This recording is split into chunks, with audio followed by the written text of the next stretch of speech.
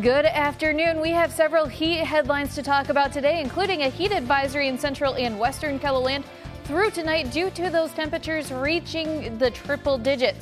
So for today, some hazy sunshine, some stronger winds, 88 Sioux Falls, 92 in Aberdeen, 98 in Pierre, and a breezy 105 in Rapid City. We'll take a closer look at this very warm week in just a little bit as we begin midday in KELOLAND. Live from KELOLAND Media Group, midday in KELOLAND. This midday, nearly a week after a global software outage, Delta says disruptions should be nearing an end. And President Joe Biden says he is ready to pass the torch to a new generation of leaders. Good afternoon and thanks for having us in. A South Dakota man who worked at a residential care facility in Winter is headed to prison for rape. 38-year-old Lionel Lee Eaglehawk was sentenced to 15 years behind bars. He pleaded guilty in May to third-degree rape of a person incapable of giving consent. Authorities describe Eaglehawk as a direct care professional working at a facility for the developmentally delayed. The crime happened in April of 2022 in Winter. Two former teachers in South Dakota have had their licenses permanently revoked. Larry Telkamp was a music teacher for the Britton-Hecla School District. He was accused of various suggestive sexual behaviors toward 4 students. He resigned in October. Joni Schiffner also lost her license. She was a special education teacher for the Newell School District. She pleaded guilty to identity theft in July of last year. Our Bob Mercer has a closer look at the action taken against the 2 educators. That's on the Capitol News Bureau page right now. A red flag warning is raising concerns of possible wildfires out west. Strong winds, low humidity, and hot temperatures can create ideal conditions for wildland fires to start and quickly spread. South Dakota Wildland Fire says people should avoid any outdoor burning. If you see a fire, you should call 911 immediately. A few themes for the forecast so far this midday: hot, windy, and hazy. That is right. And here is a look at that red flag warning posted in western South Dakota. Like Dan mentioned, though, it's hot, it's dry, and we have some strong winds. So if a fire does get started outside, it can spread very quickly. As we take a look around our area, though, also hazy skies there in Rapid City, already at 96 degrees with that strong south wind at 13 miles an hour. We do have that heat advisory in place for everyone there in orange and an excessive heat warning in pink for those temperatures over 100 degrees today. Taking a look at our highest temperature since midnight, couple locations getting very close to that 100-degree mark, if not over it already, at like in Buffalo at 102, 98 already in Phillip and Pine Ridge. Eastern KELOLAND, a little bit on the cooler side, 73 in Brookings, 76 here in Sioux Falls.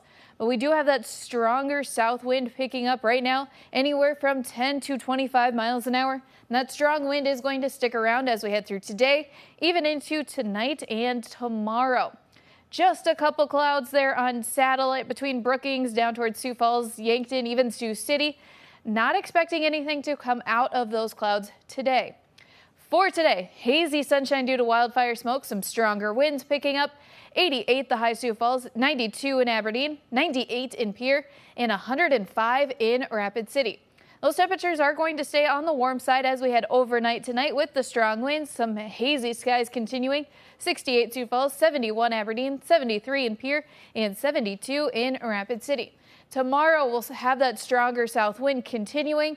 It is going to be warmer in eastern and central KELOLAND with a couple chances for rain and thunderstorms in western South Dakota. We'll take a look at those in just a little bit. Thank you, Megan. Rapid City and Sioux Falls are home to the state's first diverging diamond interchanges. They're designed to move more traffic and decrease the number of crashes. The South Dakota Department of Transportation says there are other improvements on the way. One area that we're focusing on is a variable speed limit corridor. That'll be an I-29 from near the Flander exit up through Brookings. And that really intends to use technology. So it's going to use sensors, pavement condition information, video streaming to identify traffic speeds, especially during winter weather events. The purpose behind that is really to focus in on those severe weather events that we have in the winter. The DOT will put up special electronic signage to alert drivers of the change in the speed limit. Learn more about how it will work and when it will be implemented in tonight's Eye on KELOLAND at 10. Delta Airlines says disruptions caused by last week's global software outage should come to an end today. Days of cancellations and delays left thousands of travelers stranded as the airline struggled to bounce back. More than 6,500 Delta and Delta partner flights have been canceled since last Friday. Chris Van Cleve is tracking the fallout. Delta is hoping today is the day it is back to normal after nearly a week of disruptions that impacted more than 500,000 flyers and prompted a Department of Transportation investigation.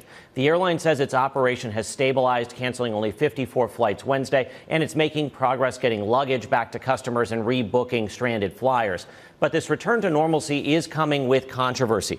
Delta CEO Ed Bastian is yet to publicly speak about the meltdown that followed the CrowdStrike outage, but he arrived in Paris yesterday ahead of the Olympics opening ceremony. Delta is an Olympic sponsor. The airline tells CBS News Ed delayed his long-planned business trip until he was confident the airline was firmly on the path to recovery.